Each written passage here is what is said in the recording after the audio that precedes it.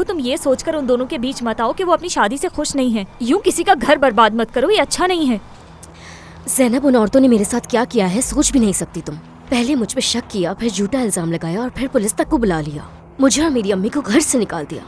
सुबह से शाम तक हम सड़क पे बैठ के करीम साहब का इंतजार करते रहे, और उस वक्त हम अपने पुराने मोहल्ले भी नहीं जा सकते थे, सिर्फ जिम और आतिफ की वजह से।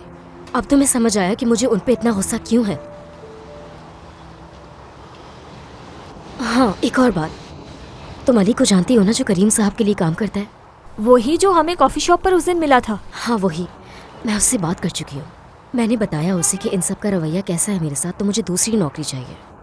सोचो अगर उसने करीम साहब से कहा और उसी कंपनी में मुझे जॉब दिलवा दी तो कितना अच्छा होगा ना ज़ैनब। वक्त गुजारने का मौका मिल जाएगा उनके साथ। अगर वो तुम्हें किसी और जगह नौकरी दे दे तो?